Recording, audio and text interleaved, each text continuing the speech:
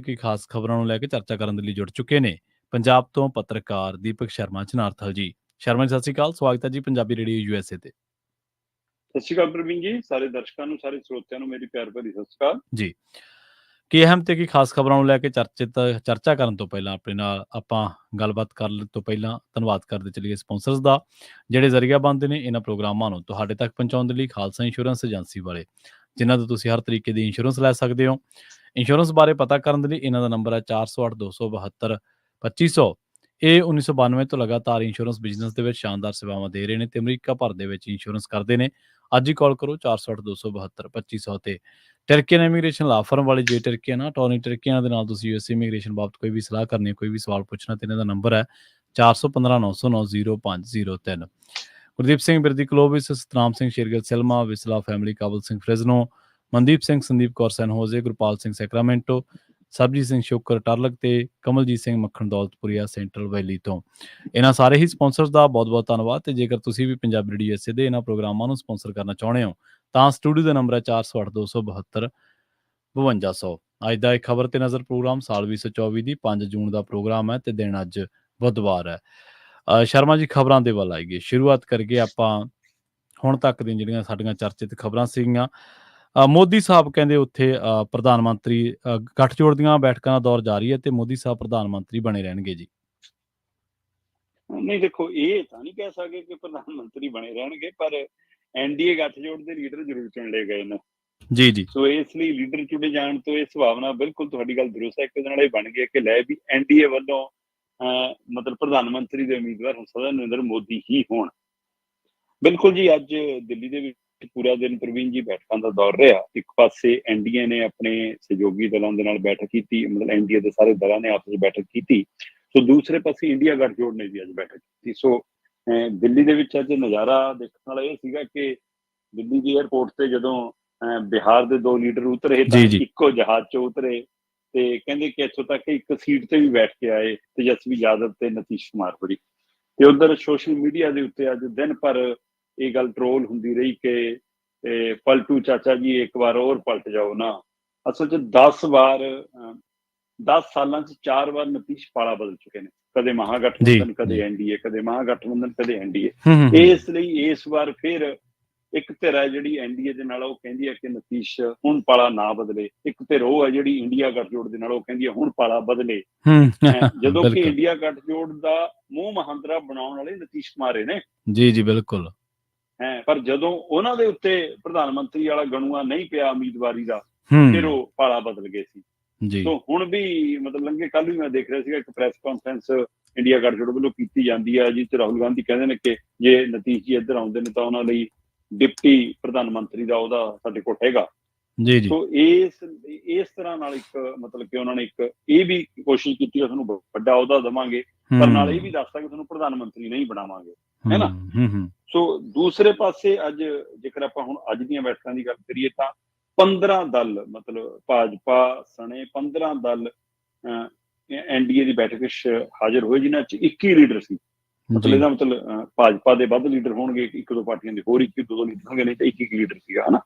ਸੋ ਇਸ ਲਈ ਉਹ 15 ਪਾਰਟੀਆਂ ਦੇ 21 ਲੀਡਰਾਂ ਨੇ ਅੱਜ ਜਦੋਂ ਬੈਠਕ ਕੀਤੀ, ਉਹ ਤੋਂ ਪਹਿਲਾਂ ਬੈਠਕ ਸ਼ੁਰੂ ਹੋਣ ਤੋਂ ਪਹਿਲਾਂ ਨਰਿੰਦਰ ਮੋਦੀ ਹੋਰੀ ਰਾਸ਼ਟਰਪਤੀ ਦ੍ਰੋਪਦੀ ਮੁਰਮੂ ਹੋਰਾਂ ਕੋਲ ਜਾਂਦੇ ਨੇ, ਲੋਕ ਸਭਾ ਭੰਗ ਕਰਨ ਦੀ ਅਪੀਲ ਕਰਦੇ ਨੇ, ਆਪਣੀ ਸਰਕਾਰ ਵੱਲੋਂ ਅਸਤੀਫਾ ਦਿੰਦੇ ਨੇ।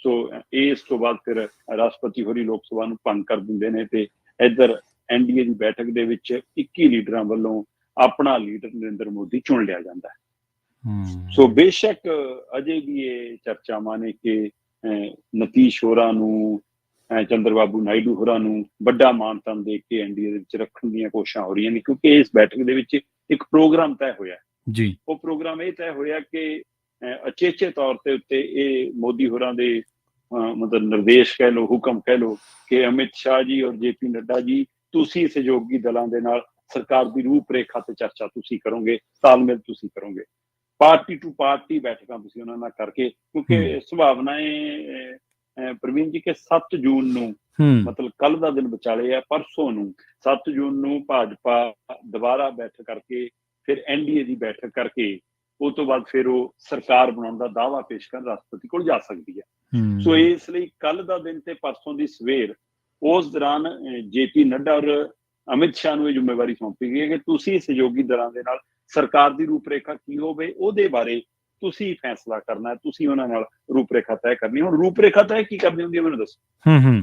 ਸਰਕਾਰ ਹੈ ਤਾਂ ਸਰਕਾਰ ਦੇ ਵਿੱਚ ਵਿਭਾਗ ਨੇ, ਮੰਤਰੀ ਨੇ, ਜਿਹਦੀ ਕਾਬਲੀ ਦਾ ਇਨਸਾਨ ਮੰਤਰੀ ਨੇ। ਰੂਪਰੇਖਾ ਇਹ ਤੈਅ ਕਰਨੀ ਹੈ ਕਿ ਬਾਈ ਤੂੰ 2 ਸੀਟਾਂ ਤੇ ਮੰਨੇਗਾ ਕਿ 1 ਤੇ ਮੰਨੇਗਾ, ਹੈ ਨਾ।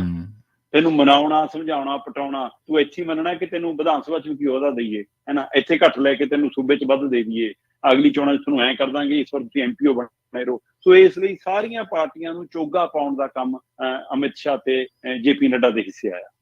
ਜੀ ਤੇ ਬੂਹਾ ਖੋਲ ਕੇ ਕੋਈ ਬਾਹਰ ਨਾ ਜਾ ਸਕੇ ਇਸ NDA ਦੇ ਗੱਠਜੋੜ ਚੋਂ, ਉਹਦੇ ਲਈ ਕੋਸ਼ਿਸ਼ਾਂ ਕਰਨ ਦੀ ਜ਼ਿੰਮੇਵਾਰੀ ਇਹਨਾਂ ਨੂੰ ਮਿਲੀ ਹੈ। ਕਿਉਂਕਿ ਦੂਏ ਪਾਸੇ ਇੰਡੀਆ ਗੱਠਜੋੜ ਵਾਲਿਆਂ ਨੇ ਵੀ ਅੱਜ ਬੈਠਕ ਕੀਤੀ ਆ।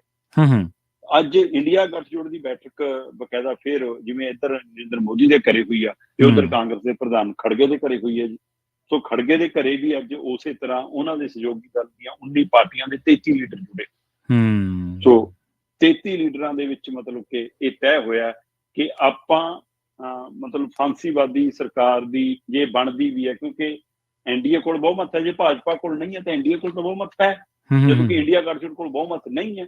ਤੇ ਉਸ ਨਾਤੇ ਬੜੇ ਦਲ ਦੇ ਸਹਿਯੋਗੀ, ਕਿਉਂਕਿ ਪਹਿਲਾਂ ਤੋਂ ਤੈਅ ਗੱਠਜੋੜ ਹੈ, ਉਸ ਨਾਤੇ ਉਹਨਾਂ ਨੂੰ ਇਹ ਪਹਿਲ ਮਿਲਣੀ ਹੈ ਕਿ ਸਰਕਾਰ ਬਣਾਉਣ ਦਾ ਦਾਅਵਾ ਪਹਿਲਾਂ ਉਹਨਾਂ ਨੇ ਪੇਸ਼ ਕਰਨਾ ਜੀ। ਇਸ ਲਈ ਇੰਡੀਆ ਗੱਠਜੋੜ ਨੇ ਤੈਅ ਕੀਤਾ ਕਿ ਅਸੀਂ ਜੇ ਕੋਈ ਸਰਕਾਰ ਬਣਾਉਂਦੇ ਵੀ ਨੇ, ਅਸੀਂ ਉਹਨਾਂ ਦੀ ਗਲਤੀ ਦਾ ਇੰਤਜ਼ਾਰ ਕਰਾਂਗੇ। ਸੋ ਗਲਤੀ ਤੋਂ ਭਾਵ ਇਹੀ ਹੈ ਕਿ ਇਸ ਵਾਰ ਵਿਸਾਖੀਆਂ ਦੇ ਸਹਾਰੇ ਸਰਕਾਰ ਹੈ। ਜੇਕਰ ਉਹ ਭਾਜਪਾ ਆਪਣਾ ਏਜੰਡਾ ਚੱਲਦਾ ਹੁੰਦੀ ਆ ਤਾਂ ਉੱਥੇ ਕੋਈ ਨਾ ਕੋਈ ਬ੍ਰੇਕ ਕਰ ਸਕਦਾ, ਤੇ ਉਹ ਬ੍ਰੇਕ ਕਰਨ ਦੇ ਦੌਰਾਨ ਇਹਨਾਂ ਨੇ ਵੀ ਆਪਣੇ ਕੁਝ ਲੀਡਰਾਂ ਦੀ ਡਿਊਟੀ ਲਾਈ ਹੈ ਕਿ ਤੁਸੀਂ ਉਹਨਾਂ ਨਾਲ ਤਾਲਮੇਲ ਕਰੋ। ਤੇ ਇਸ ਦੇ ਦੌਰਾਨ ਖੜਗੇ ਹੋਰਾਂ ਦਾ ਇਹ ਕਹਿਣਾ ਕਿ ਅਸੀਂ ਕਿਸੇ ਵੀ ਪੱਧਰ ਦੇ ਉੱਤੇ ਗਿਰ ਕੇ ਰਾਜਨੀਤੀ ਨਹੀਂ ਕਰਾਂਗੇ, ਅਸੀਂ ਸਿਧਾਂਤਾਂ ਤੇ ਰਹਾਂਗੇ, ਪਰ ਸਹਿਯੋਗੀ ਦਲਾਂ ਲਈ ਜਾਂ ਹੋਰ ਨਾ ਬਾਹਰਲੇ ਦਲਾਂ ਲਈ ਸਾਡੇ ਬੂਹੇ ਸਦਾ ਖੁੱਲੇ ਨੇ। ਸੋ ਇਸ ਲਈ ਇੱਧਰ ਜਦੋਂ ਬੂਹੇ ਖੁੱਲੇ ਨੇ ਤਾਂ ਉੱਧਰ ਉਹਨਾਂ ਨੇ ਭੇੜ ਕੇ ਰੱਖ ਕੇ ਅੰਦਰੋਂ ਕੁੰਡੀ ਲਾਈ ਹੈ ਕਿ ਕੋਈ ਸਾਡੇ ਨਾਲ ਜਾਵੇ ਨਾ।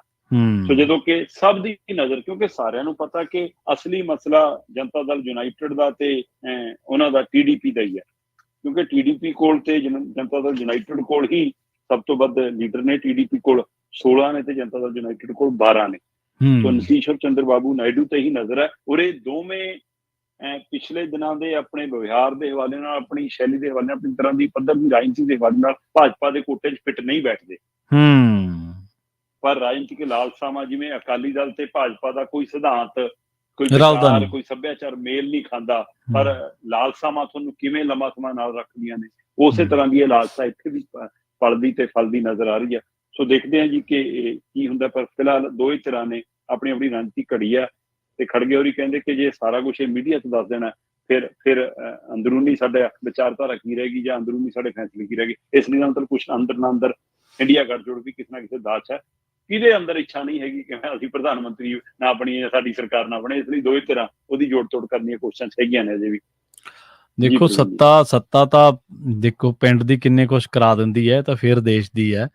ਤੇ ਬਿਲਕੁਲ ਇੰਨਾ ਜ਼ਰੂਰ ਹੈ ਕਿ ਆਹ ਜਿਹੜੇ ਲੋਕ ਸਭਾ ਦੇ ਨਤੀਜੇ ਆਏ ਨੇ ਨਾ ਸ਼ਰਮਾ ਜੀ, ਇਹਦੇ ਕਰਕੇ ਜਿਹੜੇ ਲੀਡਰ ਵਿਚਾਰੇ ਏਜੰਸੀਆਂ ਤੋਂ ਡਰਦੇ ਰਿਸ਼ਤੇਦਾਰੀਆਂ 'ਚ ਰਾਤਾਂ ਕੱਢਦੇ ਸੀ, ਉਹਨਾਂ ਨੂੰ ਥੋੜਾ ਜਿਹਾ ਮਿਲ ਜੂਗਾ ਹੌਲ ਹੰਗਾਰਾ। ਉਹ ਹੁਣ ਏਜੰਸੀਆਂ ਉਸ ਰੂਪ ਦੇ ਵਿੱਚ ਨਜ਼ਰ ਨਹੀਂ ਆਉਣਗੀਆਂ। ਨਹੀਂ ਦੇਖੋ, ਇਹ ਬਿਲਕੁਲ ਤੁਹਾਡੀ ਗੱਲ ਦਰੁਸਤ ਹੈ ਕਿ ਹੁਣ ਉਵੇਂ ਉਸ ਹੱਥਕੰਡਿਆਂ ਦੇ ਨਾਲ ਭਾਜਪਾ ਲਈ ਚੱਲਣਾ ਔਖਾ ਹੋਊਗਾ ਜਿਵੇਂ ਪਿਛਲੀ ਵਾਰ ਚੱਲੀ ਸੀ। ਪਰ ਇਹ ਉਸ ਤੋਂ 2 ਕਦਮ ਅੱਗੇ ਜਾਣਾ ਚਾਹੁੰਦੀ ਸੀ, ਪਰ ਹੁਣ 4 ਕਦਮ ਪਿਛਾਂ ਬਿਲਕੁਲ ਦੇਸ਼ ਦੇ ਵੋਟਰਾਂ ਨੇ। ਸੋ ਇਸ ਲਈ ਇਹ ਵੱਡਾ ਫੈਸਲਾ। ਜੀ ਤੇ ਆਪਾਂ ਅਗਲੀ ਖਬਰ ਦੇ ਵੱਲ ਵਧੀਏ, ਗੱਲ ਕਰੀਏ। ਜਿਵੇਂ ਤੁਸੀਂ ਕਿਹਾ ਸੀਗਾ ਕਿ ਹੁਣ ਮੌਕਾ ਹੈ ਜਾਂ ਸਾਰੀਆਂ ਹੀ ਪਾਰਟੀਆਂ ਆਪੋ ਆਪਣੇ ਸੂਤ ਦੇਖ ਰਹੀਆਂ ਨੇ ਕਿ ਸੱਤਾ ਤੱਕ ਕਿਵੇਂ ਪਹੁੰਚਿਆ ਜਾਵੇ। ਇਵੇਂ ਚੋਣਾਂ ਤੋਂ ਪਹਿਲਾਂ ਸੱਤਾ ਤੱਕ ਪਹੁੰਚਣ ਦੇ ਲਈ ਕਾਲੇ ਸੀ ਜਿਹੜੇ, ਉਹਨਾਂ ਨੇ ਦਲ ਬਦਲੀਆਂ ਬਹੁਤ ਕੀਤੀਆਂ। ਉਹਨਾਂ ਨੂੰ ਲੱਗਿਆ ਕਿ ਸ਼ਾਇਦ ਇਹੀ ਇੱਕ ਰਾਹ ਹੈ ਕਿ ਹੁਣ ਜਿਹੜੀ ਪਾਰਟੀ 'ਚ ਹੈਗਾ, ਦੂਜੀ ਪਾਰਟੀ ਜਿਹੜੀ ਆ ਉਹ ਸਾਨੂੰ ਛੇਤੀ ਟਿਕਟਾਂ ਦੇ ਕੇ ਨਵਾਜੂਗੀ ਤੇ ਉਸ ਤੋਂ ਬਾਅਦ ਲੋਕ ਵੀ ਕਾਲੇ ਨੇ ਸਾਨੂੰ ਸੰਸਦ ਦੀਆਂ ਪੌੜੀਆਂ ਚੜ੍ਹਾਉਣ ਦੇ ਲਈ। ਪੰਜਾਬ ਦੇ ਵਿੱਚ ਪਰ ਕਹਿੰਦੇ ਦਲ ਬਦਲੂ ਵੀ ਘਰਾਂ ਨੂੰ ਤੋਰ ਤੇ ਲੋਕਾਂ ਨੇ। ਪ੍ਰਵੀਨ ਜੀ, ਆਪਾਂ ਆਪਣੇ ਇਸੇ ਪ੍ਰੋਗਰਾਮ ਦੇ ਵਿੱਚ ਕਿੰਨੀ ਵਾਰ ਦਲ ਬਦਲੂਆਂ ਦੇ ਹਵਾਲੇ ਨਾਲ ਗੱਲ ਕੀਤੀ, ਉਮੀਦਵਾਰ ਵੀ ਗੱਲ ਕੀਤੀ, ਤੇ ਆਪਾਂ ਖੁੱਲ ਕੇ, ਮੈਂ ਤਾਂ ਤੁਹਾਡੇ ਇਸ ਤਰ੍ਹਾਂ ਪਲੇਟਫਾਰਮ ਦੇ ਉੱਤੇ ਵੀ, ਆਪਣੇ ਮੀਡੀਆ ਪਲੇਟਫਾਰਮਾਂ ਦੇ ਉੱਤੇ ਵੀ ਇੱਥੋਂ ਤੱਕ ਕਿ ਪੰਜਾਬ ਦੀਆਂ ਜਨਤਕ ਸਮਾਗਮਾਂ ਦੀਆਂ ਸਟੇਜਾਂ ਤੋਂ ਵੀ, ਸੈਮੀਨਾਰਾਂ ਦੇ ਵਿੱਚ ਵੀ ਇਹ ਖੁੱਲ੍ਹ ਕੇ ਪੰਜਾਬ ਵਾਸੀਆਂ ਨੂੰ ਅਪੀਲ ਕਰਦਾ ਰਿਹਾ ਕਿ ਭਾਈ ਦਲ ਬਦਲੂਆਂ ਨੂੰ ਸ਼ੀਸ਼ਾ ਦਿਖਾਓ ਤਾਂ ਕਿ ਇਹ ਤੁਹਾਡੇ ਨਾਲ ਧੋਖਾ ਕਰਨ ਤੋਂ ਬਾਜ਼ ਆਉਣ। ਰਾਜਨੀਤਿਕ ਪਾਰਟੀਆਂ ਨੇ ਜਿਹੋ ਜਿਹੀ ਰਾਜਨੀਤੀ ਦਾ ਪੱਧਰ ਪੰਜਾਬ 'ਚ ਬਣਾਇਆ, ਇਹ ਸਾਨੂੰ ਮਨਜ਼ੂਰ ਨਹੀਂ ਆ, ਕਿਉਂਕਿ ਜਿਹੜੇ ਦਲ ਬਦਲੂ ਆਪਣੇ ਦਲ ਦਾ ਨਹੀਂ ਬਣ ਰਹੇ, ਜਿੱਥੋਂ ਤੁਸੀਂ ਜੰਮਦੇ ਹੋ, ਜਿੱਥੋਂ ਤੁਹਾਨੂੰ ਅਹੁਦੇ ਮਿਲਦੇ ਨੇ, ਸਰਕਾਰਾਂ 'ਚ ਮੰਤਰੀ ਸੰਤਰੀ ਬਣਦੇ ਹੋ, ਮੁੱਖ ਮੰਤਰੀ ਤੱਕ ਬਣਦੇ ਹੋ, ਦਿੱਲੀ ਦੇ ਵਿੱਚ ਮੰਤਰੀ ਤੱਕ ਬਣਦੇ ਹੋ, 4-4 ਵਾਰ MP ਬਣਦੇ ਹੋ, ਤਾਂ ਵੀ ਤੁਹਾਡਾ ਢਿੱਡ ਨਹੀਂ ਭਰਿਆ, ਤੁਹਾਡੇ ਘਰ ਦੇ ਵਿੱਚ ਕਿੰਨਾ ਕੁਛ ਆਇਆ ਮਤਲਬ ਸਰਕਾਰੀ ਤੌਰ ਦੇ ਉੱਤੇ, ਤਾਂ ਵੀ ਤੁਹਾਡਾ ਰਾਂਝਾ ਰਾਜੀ ਨਹੀਂ ਹੋਇਆ। ਤੇ ਜੇ ਤੁਸੀਂ ਉਸ ਦਲ ਦੇ ਨਹੀਂ ਬਣ ਰਹੇ ਤਾਂ ਤੁਸੀਂ ਪੰਜਾਬ ਦੇ ਕੀ ਬਣੋਗੇ? ਤੁਹਾਡੇ ਤੇ ਭਰੋਸਾ ਕਿਉਂ ਕਰੀਏ?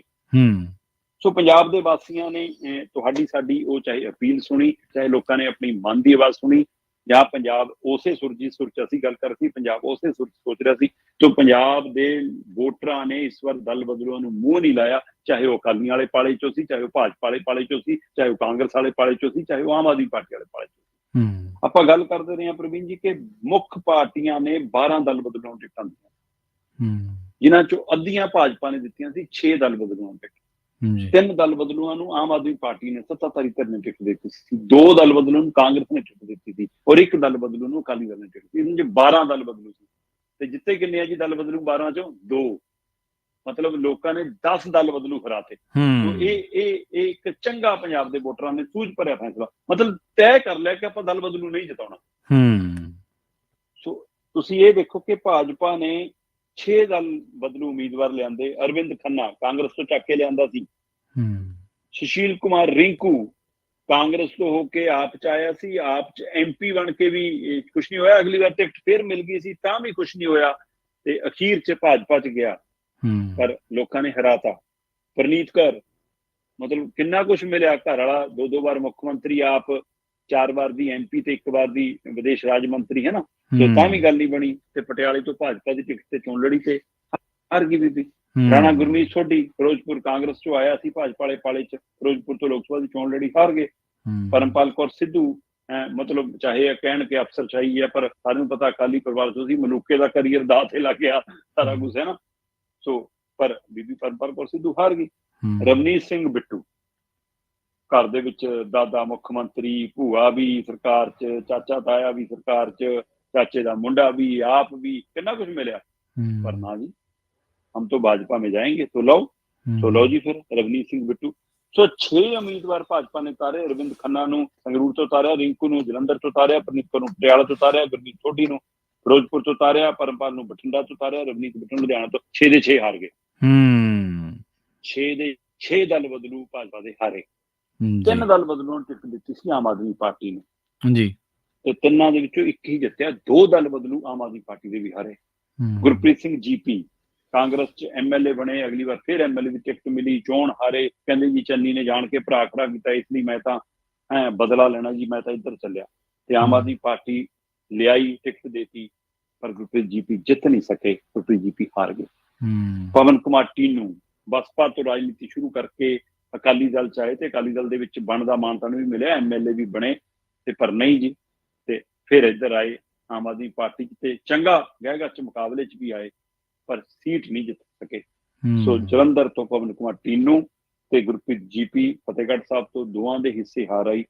ਸਿਰਫ ਆਮ ਆਦਮੀ ਪਾਰਟੀ ਦਾ ਜੇ ਕੋਈ ਦਲ ਬਦਲੂ ਜਿੱਤਿਆ ਤਾਂ ਰਾਜਕੁਮਾਰ ਚੱਬੇਵਾਲ ਜਿੱਤਿਆ। ਸੋ ਹੁਸ਼ਿਆਰਪੁਰ ਹਲਕੇ ਤੋਂ 1 ਹੀ ਜਿੱਤਿਆ। ਇਸ ਤੋਂ ਬਾਅਦ ਵਾਰੀ ਆਉਂਦੀ ਹੈ ਜੀ ਕਾਂਗਰਸ ਪਾਰਟੀ ਦੀ। ਕਾਂਗਰਸ ਨੇ 2 ਦਲ ਬਦਲੂ ਲਿਆਂਦੇ ਸੀ, ਡਾਕਟਰ ਧਰਮਵੀਰ ਗਾਂਧੀ ਪਟਿਆਲੇ ਤੋਂ ਜਿਹੜੇ ਸੀਟ ਜਿੱਤਣ 'ਚ ਕਾਮਯਾਬ ਹੋਏ, ਜਾਮਨੀ ਗੋਮਰ ਹੁਸ਼ਿਆਰਪੁਰ ਤੋਂ ਜਿਹੜੇ ਹਾਰ ਗਏ। ਸੋ ਬੇਸ਼ੱਕ ਕੁਝ ਤਰ੍ਹਾਂ ਇਹ ਵੀ ਸਵਾਲ ਖੜਾ ਕਰਦੀਆਂ ਕਿ ਧਰਮਵੀਰ ਗਾਂਧੀ ਨੂੰ ਤੁਸੀਂ ਉਵੇਂ ਦਲ ਬਦਲੂਆਂ 'ਚ ਨਾ ਗਿਣੋ ਜੀ, ਕਿਉਂਕਿ ਧਰਮਵੀਰ ਗਾਂਧੀ ਤਾਂ ਪਹਿਲੀ ਵਾਰ ਜਦੋਂ MP ਬਣੇ ਸੀ ਆਮ ਆਦਮੀ ਪਾਰਟੀ 'ਚ, MP ਹੁੰਦਿਆਂ ਹੀ ਉਹਨਾਂ ਦਾ ਕੱਟਾ ਕੱਟੀ ਹੋ ਗਿਆ ਸੀਗਾ ਆਮ ਆਦਮੀ ਪਾਰਟੀ ਨਾਲ। ਉਸ ਤੋਂ ਬਾਅਦ ਉਹ ਤਾਂ ਆਜ਼ਾਦ ਤੌਰ ਤੇ ਜਾਂ ਆਪਣੇ ਦਲ ਦੇ ਤੌਰ ਤੇ ਵੀ ਚੋਣ ਲੜ ਚੁੱਕੇ ਨੇ, ਇਸ ਲਈ ਉਹਨਾਂ ਨੂੰ ਉਵੇਂ ਨਾ ਗਿਣੋ। ਪਰ ਫਿਰ ਵੀ ਜੇਕਰ ਤੁਸੀਂ ਦੂਸਰੇ ਪਾਸਿਓਂ ਆਏ ਵਿਅਕਤੀ ਨੂੰ ਦੇਖਦੇ ਆ ਤਾਂ ਧਰਮਵੀਰ ਗਾਂਧੀ ਉਸ ਕੈਟਾਗਰੀ 'ਚ ਆਉਂਦੇ ਸੀ, ਪਰ ਪਟਿਆਲੇ 'ਚ ਸੀਟ ਕੱਢਣ 'ਚ ਕਾਮਯਾਬ, ਤੇ ਇਹ ਉਸ ਕੈਟਾਗਰੀ 'ਚ ਜੇਤੂਆਂ 'ਚ ਦੂਸਰਾ ਨਾਂ ਹੈ। ਪਰ ਜਾਮਨੀ ਗੋਮਰ ਆਮ ਆਦਮੀ ਪਾਰਟੀ ਵੱਲੋਂ ਕਿਸੇ ਸਮੇਂ ਪੰਜਾਬ ਦੇ ਵਿੱਚ ਚੋਣ ਲੜ ਚੁੱਕੀ ਸੀ, ਪਰ ਇਸ ਕਾਂਗਰਸ ਦੇ ਪਾਲੇ ਸੀ, ਤੇ ਹੁਸ਼ਿਆਰਪੁਰ ਤੋਂ ਟਿਕਟ ਵੀ ਮਿਲੀ, ਪਰ ਜਿੱਤ ਨਹੀਂ ਸਕੀ। ਸੋ 12 ਦਲ ਬਦਲੂ ਸੀ, ਜਿਨ੍ਹਾਂ ਦੇ ਵਿੱਚ 12ਵਾਂ ਦਲ ਵੱਲੋਂ ਮਹਿੰਦਰ ਸਿੰਘ KP ਅਕਾਲੀ ਦਲ ਵੱਲੋਂ ਸੀਗਾ, ਜਿਹੜੇ ਜਲੰਧਰ ਹਲਕੇ ਤੋਂ ਲੜਿਆ, ਕਾਂਗਰਸ ਚੋਂ ਅਕਾਲੀਆਂ ਦੇ ਪਾਲੇ 'ਚ ਆਇਆ, ਪਰ ਜ਼ਮਾਨਤ ਤੱਕ ਨਹੀਂ ਬਚਾ ਪਾਇਆ, ਹਾਰ ਗਿਆ। ਸੋ 12 ਦਲ ਬਦਲੂ ਤੋਂ ਸਿਰਫ 2 ਜਿੱਤੇ ਨੇ, ਚੱਬੇਵਾਲ ਕੇਜਰੀਵਾਲ ਤੇ ਧਰਮਵੀਰ ਗਾਂਧੀ 10 ਹਾਰਦੇ ਨੇ। ਪੰਜਾਬ ਦੇ ਲੋਕਾਂ ਨੇ ਦਲ ਬਦਲੂਆਂ ਨੂੰ ਵੀ, ਦਲ ਬਦਲੂ ਪਾਰਟੀਆਂ ਨੂੰ ਵੀ ਤੇ ਸਮੁੱਚੀ ਸਿਆਸਤ ਨੂੰ ਸ਼ੀਸ਼ਾ ਦਿਖਾਇਆ ਕਿ ਸਾਨੂੰ ਇਹੀ ਜਿਹੀ ਦਲ ਬਦਲੂ ਦੀ ਰਾਜਨੀਤੀ ਮਨਜ਼ੂਰ ਨਹੀਂ। ਸਿੱਧੀ ਧਿਰ ਦੀ ਲੜਾਈ ਲੜਨੀ ਆ ਤਾਂ ਲੜੋ, ਉਸ ਤੇ ਅਸੀਂ ਮੋਹਰ ਲਾਵਾਂਗੇ। ਉਹੀ ਜਿਹੀ ਮੋਹਰ ਲਾਈ ਹੈ ਇਹਨਾਂ ਨੂੰ ਹਰਾ ਕੇ ਪੰਜਾਬ। ਜੀ ਜੀ ਬਿਲਕੁਲ। ਤੇ ਦੇਸ਼ ਦੇ ਵਿੱਚ ਵੀ ਕਹਿੰਦੇ ਭਾਜਪਾ ਦੇ ਦਲ ਬਦਲੂਆਂ ਨੂੰ ਵੋਟਰਾਂ ਨੇ ਨਹੀਂ ਪਾਈ ਖੈਰ। ਉਹ ਕਹਿੰਦੇ ਤੁਸੀਂ, ਤੁਹਾਡਾ ਕੀ ਪਤਾ ਜੇ ਜਿੱਤ ਕੇ ਪਤਾ ਨਹੀਂ ਕਿੱਧਰ ਜਾਣਾ ਤੁਸੀਂ। ਹਾਂ ਬਿਲਕੁਲ ਜੀ। ਜੇ ਆਪਾਂ ਜਿਵੇਂ ਪੰਜਾਬ ਦੀ ਆਪਾਂ ਗੱਲ ਕਰ ਰਹੇ ਸੀ ਨਾ ਕਿ ਭਾਜਪਾ ਨੇ 6 ਉਮੀਦਵਾਰਾਂ ਨੂੰ ਟਿਕਟ ਦਿੱਤੀ ਹੈ ਦਲ ਬਦਲੂਆਂ ਨੂੰ ਜੀ। ਚਲੋ ਜੇ ਮੈਂ 6 ਦੇ ਵਿੱਚੋਂ ਪ੍ਰਵੀਨ ਜੀ ਇਸ ਹਵਾਲੇ ਨਾਲ ਕਿ ਤਾਜ਼ੇ ਮਤਲਬ ਇੱਕ ਹੁੰਦਾ ਕਿ ਬਾਸੇ ਹੋ ਗਏ, ਇੱਕ ਹੁੰਦਾ ਕਿ ਚੋਣਾਂ ਤੋਂ ਤੁਰੰਤ ਪਹਿਲਾਂ ਜਿਵੇਂ ਬਿੱਟੂ ਹੋਣੀ ਚੋਣਾਂ ਤੋਂ ਪਹਿਲਾਂ ਆਏ ਤੇ ਜਦੋਂ ਟਿਕਟ ਲੈ ਗਏ ਹੈ ਨਾ। ਪਰਨੀਤ ਕੌਰ ਅਖੀਰ 'ਚ ਸ਼ਾਮਲ ਹੋਏ ਤੇ ਟਿਕਟ ਲੈ ਗਏ। ਜੇ ਮੈਂ ਏਦਾਂ ਤਾਂ ਮੈਂ ਪੰਜਾਬ ਦੇ ਵਿੱਚੋਂ ਮੈਂ ਕਹਿੰਦਾ ਮੈਂ ਅਰਵਿੰਦ ਖੰਨਾ ਨੂੰ ਵੀ ਬਾਹਰ ਰੱਖ ਲੈਣਾ ਕਿ ਠੀਕ ਹੈ ਵੀ ਇਹ ਪਹਿਲਾਂ ਦੇ ਆਏ ਸੀ। ਮੈਂ ਰਾਣਾ ਗੁਰਮੀਤ ਸੋਢੀ ਨੂੰ ਵੀ ਬਾਹਰ ਰੱਖ ਲੈਣਾ ਕਿ ਪਹਿਲਾਂ ਤੋਂ ਆਏ ਸੀ। ਸ਼ੇਰ ਸਿੰਘ ਘੁਬਾਇਆ ਇਸੇ ਤਰ੍ਹਾਂ ਮਤਲਬ ਕਿ ਹੈ ਨਾ। ਚਲੋ ਆਪਾਂ ਇਸ ਤਰ੍ਹਾਂ ਜੇ ਆਪਾਂ ਪੰਜਾਬ ਦੇ ਹਵਾਲੇ ਨਹੀਂ, ਮੈਂ ਇਹ 6 ਦੇ ਹਵਾਲੇ ਨਾਲ ਗੱਲ ਕਰਾਂ ਜਿਹੜੇ ਹੁਣ ਟਿਕਟਾਂ ਆਪਾਂ ਉਹ 'ਚ ਵੀ ਕਿੰਨੇ ਬਾਹਰਲੇ ਬਾਹਰ ਰੱਖਿਆ ਤਾਂ ਖੈਰਾ ਵੀ ਕਿੰਨੀ ਵਾਰ ਬਿਲਕੁਲ ਹੈ ਨਾ। ਤੋ ਜੇ ਆਪਾਂ ਮਤਲਬ ਕਿ ਅਰਵਿੰਦ ਖੰਨੇ ਨੂੰ ਤੇ ਰਾਣਾ ਗੁਰਮੀਤ ਸੋਢੀ ਨੂੰ ਬਾਹਰ ਰੱਖ ਲਈਏ ਤੇ ਪਰਮਪਾਲ ਕੌਰ ਸਿੱਧੂ ਨੂੰ ਵੀ ਬਾਹਰ ਰੱਖ ਲਈਏ ਤਾਂ 3 ਦਲ ਬਦਲੂ ਤਾਂ ਹੈਗੇ ਆ ਨਾ ਪੰਜਾਬ 'ਚੋਂ, ਪਰਨੀਤ ਕੌਰ, ਰਵਨੀਤ ਬਿੱਟੂ ਤੇ ਸੁਸ਼ੀਲ ਰਿੰਕੂ। ਸੋ ਇਹ ਜੇ 25 ਦਲ ਬਦਲੂਆਂ ਨੂੰ ਟਿਕਟ ਦਿੱਤੀ ਸੀ ਭਾਜਪਾ ਨੇ ਜੀ, ਜਿਹੜੇ ਤੁਰੰਤ ਦੇਸ਼ ਦੇ ਵਿੱਚ ਚੋਣਾਂ ਤੋਂ ਐਨ ਪਹਿਲਾਂ ਭਾਜਪਾ 'ਚ ਆਏ, ਜਿਹਦੇ ਕਰਕੇ ਸੰਘ ਵੀ ਨਿਰਾਸ਼ ਸੀ ਕਿ ਤੁਸੀਂ ਬਾਹਰਲੇ ਬੰਦਿਆਂ ਨੂੰ ਲਿਆਈ ਜਾਂਦੇ ਹੋ ਹੈ ਨਾ। ਸੋ ਇਹ ਸਹੀ ਨਹੀਂਗਾ। ਉਸ ਪਹਿਲੂ ਦੇ ਉੱਤੇ 25 ਦਲ ਬਦਲੂਆਂ ਦੇਸ਼ 'ਚ ਟਿਕਟ ਦਿੱਤੀ ਭਾਜਪਾ ਨੇ, ਉਹਨਾਂ ਚੋਂ ਸਿਰਫ 5 ਜਿੱਤੇ, 20 ਹਾਰ ਗਏ ਜੀ। ਸੋ ਇਹ ਆਪਣੇ ਆਪ ਦੇ ਵਿੱਚ ਹੈ ਕਿ ਜਿਹੜੀ ਗੱਲ ਆਪਾਂ ਪੰਜਾਬ 'ਚ ਕਰ ਰਹੇ ਹਾਂ ਨਾ, ਇਹ ਸਮੁੱਚਾ ਵੋਟਰ ਵੀ ਇਹਦਾ ਮਤਲਬ ਉਸੇ ਨਜ਼ਰੀਏ ਨਾਲ ਦੇਖ ਰਿਹਾ ਸੀ ਕਿ ਦਲ ਬਦਲੂ ਮਨਜ਼ੂਰ ਨਹੀਂ ਗਏ। ਜਿਹੜੀ ਗੱਲ ਆਪਾਂ ਕਰਦੇ ਰਹੇ ਕਿ ਭਾਜਪਾ ਦੇ ਵਰਕਰਾਂ 'ਚ ਵੀ ਕਿਤੇ ਨਿਰਾਸ਼ਾ ਗਈ ਹੋਣੀ ਨਾ ਕਿ ਸਾਡੇ ਚੋਂ ਟਿਕਟ ਕਿਉਂ ਨਹੀਂ। ਜਿਵੇਂ ਆਮ ਆਦਮੀ ਪਾਰਟੀ 'ਚ ਆਪਾਂ ਕਹਿੰਦੇ ਹਾਂ ਕਿ ਤੁਸੀਂ ਹੁਣ ਬੜੇ ਘਰਾਣਿਆਂ ਨੂੰ ਟਿਕਟ ਦੇਣ ਲੱਗੇ, ਦੂਜੀਆਂ ਪਾਰਟੀਆਂ ਨੂੰ ਟਿਕਟ ਦੇਣ ਲੱਗੇ, ਜਾਂ ਜਿਹੜੇ ਪਹਿਲਾਂ ਹੀ ਐਮਐਲਏ ਮੰਤਰੀ ਸੀ ਉਹਨਾਂ ਨੂੰ ਟਿਕਟ ਦੇਣ ਲੱਗੇ, ਨਵਿਆਂ ਨੂੰ ਕਿਉਂ ਨਹੀਂ, ਵਰਕਰਾਂ ਨੂੰ ਕਿਉਂ ਨਹੀਂ। ਉਸੇ ਤਰ੍ਹਾਂ ਭਾਜਪਾ ਦੇ ਲੀਡਰਾਂ ਦੇ ਵਿੱਚ ਵੀ ਗੱਲ ਗਈ ਹੋਣੀ ਕਿ ਬਾਹਰੋਂ ਲਿਆ ਕੇ ਟਿਕਟਾਂ ਦੇਈ ਜਾਂਦੇ। 25 ਨੂੰ ਟਿਕਟ ਦਿੱਤੀ ਦੇਸ਼ ਭਰ ਦੇ ਵਿੱਚ, 25 ਚੋਂ 20 ਹਾਰ ਗਏ, 5 ਜਿੱਤੇ। ਜੇ ਮੈਂ ਇਹਦੀ ਲਿਸਟ ਦੀ ਗੱਲ ਕਰਾਂ, ਸੁਸ਼ੀਲ ਰਿੰਕੂ ਜਲੰਧਰ, ਰਵਨੀਤ ਬਿੱਟੂ ਲੁਧਿਆਣਾ, ਪਰਨੀਤ ਕੌਰ ਪਟਿਆਲਾ, ਅਸ਼ੋਕ ਤੰਵਰ ਸਿਰਸਾ ਚਰਚਿਤ ਨਾਮ, ਰਣਜੀਤ ਸਿੰਘ ਚਟਾਲਾ ਹਿਸਾਰ ਤੋਂ ਭਾਜਪਾ ਨੇ ਦਲ ਬਦਲੂ ਲਿਆ ਕੇ ਟਿਕਟ ਦਿੱਤੀ, ਹਾਰ ਗਏ। ਮਹਿੰਦਰ ਸਿੰਘ ਮਾਲਵਾਈਆ ਹੈ ਨਾ ਬਾਸਵਾੜਾ ਰਾਜਸਥਾਨ, ਹਾਰ ਗਏ। ਤਾਪਸ ਰਾਏ ਕੋਲਕਾਤਾ ਪੱਛਮੀ ਬੰਗਾਲ 'ਚ, ਹਾਰ ਗਏ। ਸੁਰੇਸ਼ ਬੋਰਾ ਨਗਾਬ ਅਸਾਮ, ਹਾਰ ਗਏ। ਰਘੁਨਾਥ ਕੁੰਨਰ ਕੇਰਲਾ ਦੇ ਵਿੱਚ ਦਲ ਬਦਲੂ ਉਮੀਦਵਾਰ ਸੀ, ਹਾਰ ਗਏ। ਭਾਜਪਾ ਨੇ ਬੀਬੀ ਪਾਟਿਲ ਜ਼ਹੀਰਾਬਾਦ ਤੇਲੰਗਾਨਾ ਦੇ ਵਿੱਚ ਟਿਕਟ ਦਿੱਤੀ, ਹਾਰ ਗਏ। ਭਾਰਤ ਪ੍ਰਸਾਦ ਨਾਗਰ ਕੁਰਨੂਲ ਤੇਲੰਗਾਨਾ, ਹਾਰ ਗਏ। ਸੀਤਾਰਾਮ ਨਾਇਕ ਮਹਿਬੂਬਾਬਾਦ ਤੇਲੰਗਾਨਾ, ਹਾਰ ਗਏ। ਸੈयद ਰੇड्डी ਨਲਗੋੜਾ ਤੇਲੰਗਾਨਾ, ਅਰੂਰੀ ਰਮੇਸ਼ ਵਾਰੰਗਲ ਤੇਲੰਗਾਨਾ, ਡਾਕਟਰ ज्योति नागो तेलंगाना। 16ਵਾਂ ਨੰਬਰ ਰਤੇਸ਼ ਪਾਂਡੇ ਦਾ ਅੰਬੇਦਕਰ ਉੱਤਰ ਪ੍ਰਦੇਸ਼ 'ਚ। 17ਵਾਂ ਨੰਬਰ ਅਰਜੁਨ ਸਿੰਘ ਦਾ ਬੈਰਕਪੁਰ ਪੱਛਮੀ ਬੰਗਾਲ 'ਚ। 18ਵਾਂ ਗੀਤਾ ਕੌੜਾ ਸਿੰਘਭੂਮ ਝਾਰਖੰਡ 'ਚ। 19ਵਾਂ ਕਿਰਨ ਕੁਮਾਰ ਰੇਡੀ ਰਾਜਮਪੇਟ ਆਂਧਰਾ ਪ੍ਰਦੇਸ਼ ਤੇ। 20ਵਾਂ ਸੀਤਾ ਸੁਰੇਨ ਕੁਮਕਾ ਝਾਰਖੰਡ। ਇਹ 20 ਉਮੀਦਵਾਰ ਨੇ ਜਿਹੜੇ ਦਲ ਬਦਲ ਕੇ ਭਾਜਪਾ 'ਚ ਆਏ ਸੀ। ਭਾਜਪਾ ਨੇ ਟਿਕਟ ਵੀ ਦਿੱਤੀ ਸੀ ਪਰ ਲੋਕਾਂ ਨੇ ਸੰਸਦ ਦੀਆਂ ਪੌੜੀਆਂ ਨਹੀਂ ਚੜ੍ਹਨ ਦਿੱਤੇ, ਘਰਾਂ ਨੂੰ ਤੋੜ ਦਿੱਤੇ। 5 ਜਿੱਤੇ। 5 ਦੇ ਵਿੱਚ ਨਵੀਨ ਜਿੰਦਲ ਹੈ ਕੁਰੂਕਸ਼ੇਤਰ ਹਰਿਆਣਾ, ਜਿਤਨ ਪ੍ਰਸਾਦ ਹੈ ਪੀਲੀਭੀਤ ਉੱਤਰ ਪ੍ਰਦੇਸ਼ ਚਰਚਿਤ ਸੀਟ ਹੈ। ਮੇਨਕਾ ਗਾਂਧੀ ਦਾ ਬੇਟਾ ਇੱਥੋਂ ਪਹਿਲਾਂ ਲੜਦਾ ਰਿਹਾ ਹੈ ਨਾ, ਤੇ ਇਸ ਵਾਰ ਉਹਨੂੰ ਟਿਕਟ ਨਹੀਂ ਮਿਲੀ ਸੀ ਤੇ ਮੇਨਕਾ ਗਾਂਧੀ ਜਿਹੜੀ ਸੀਟ ਤੋਂ ਲੜਦੀ ਸੀ ਉੱਥੋਂ ਆਪ ਹਾਰ ਗਈ। ਸੋ ਹੈ ਨਾ। ਚਿੰਤਾਮਣੀ ਮਹਾਰਾਜ ਸਰਗੁੰਜਾ ਛੱਤੀਸਗੜ੍ਹ, ਗੌਂਡਵ ਨਾਗੇਸ਼ ਆਦਿਲਾਬਾਦ ਤੇਲੰਗਾਨਾ, ਹਰੀ ਮਹਿਤਾਬ ਕਟਕ ਉੜੀਸਾ।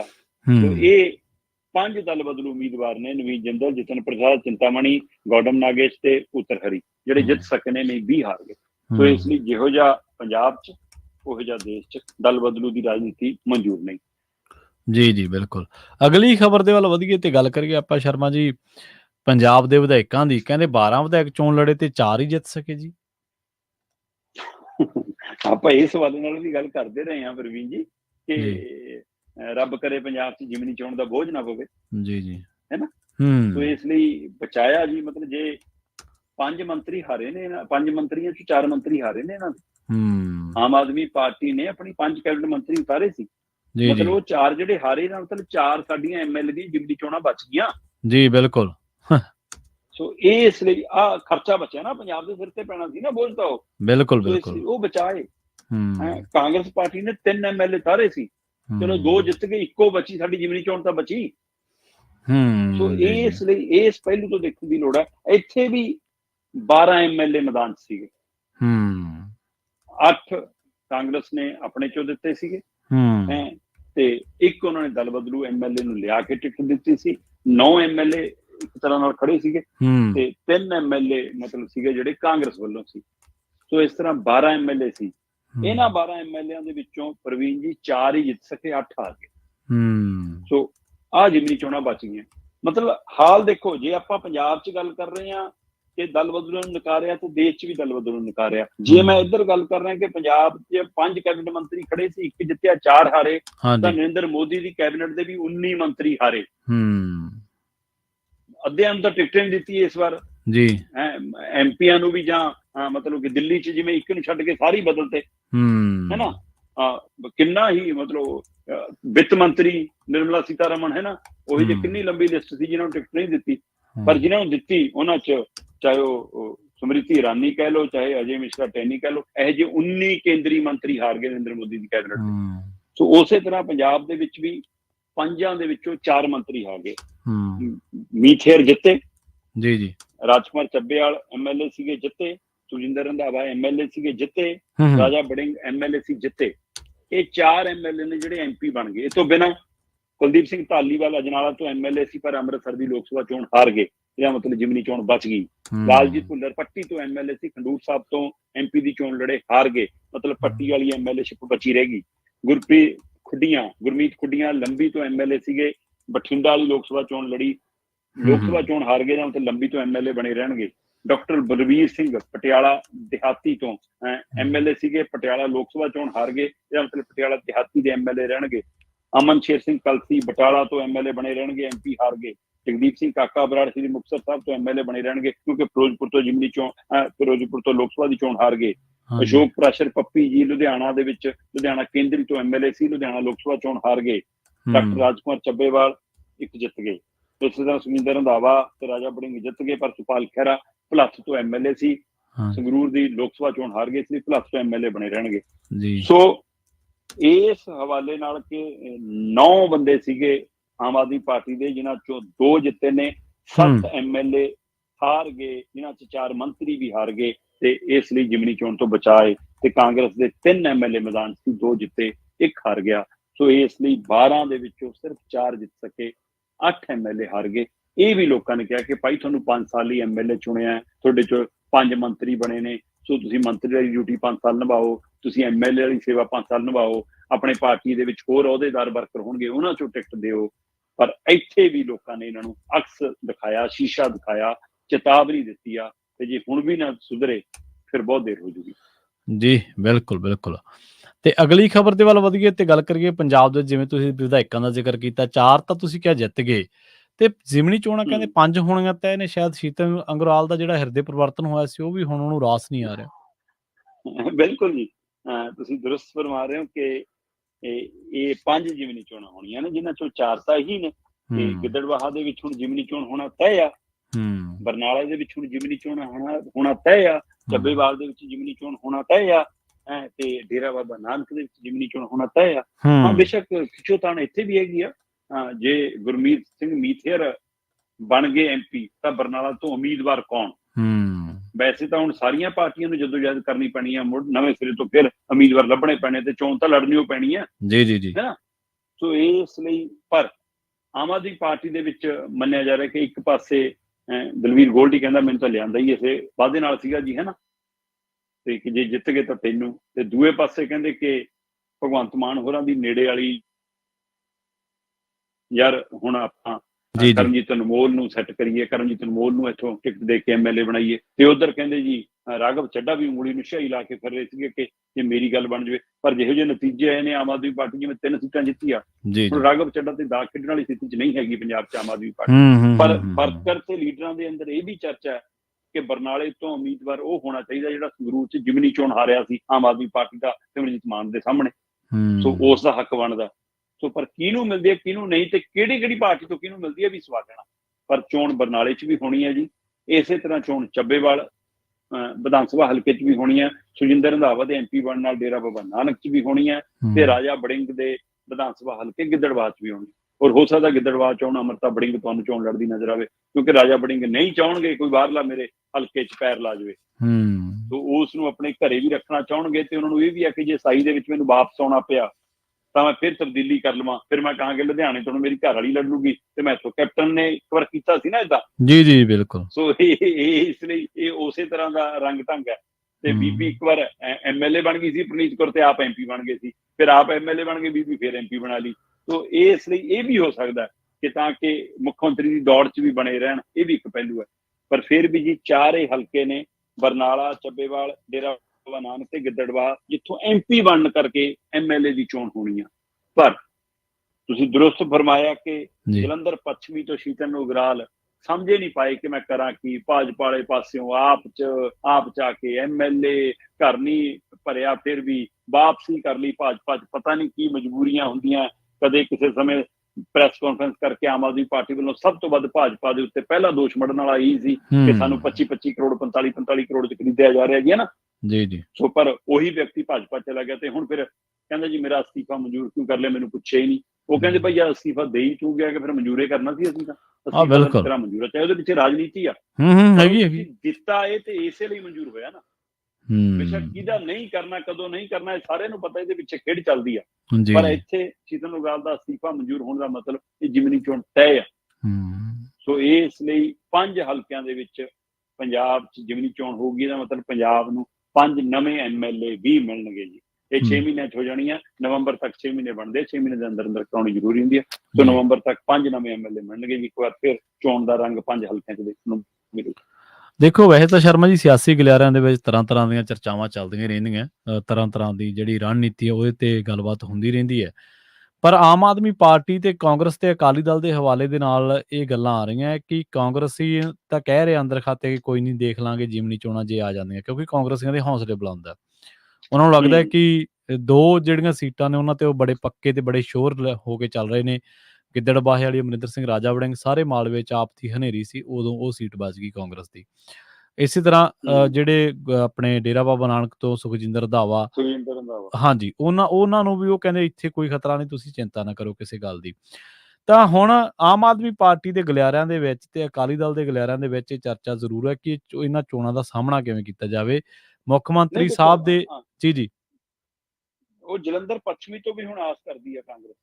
ਹਾਂਜੀ, ਜਲੰਧਰ 'ਚ MP ਸਾਡਾ, ਹਾਂਜੀ, ਬਿਲਕੁਲ MP ਸਾਡਾ, ਤੇ ਰਾਜਕੁਮਾਰ ਚੱਬੇਵਾਲੀ ਵਾਲੀ ਵੀ ਸੀਟ ਉਹਨਾਂ ਨੂੰ ਲੱਗਦਾ ਕਿ ਸ਼ਾਇਦ।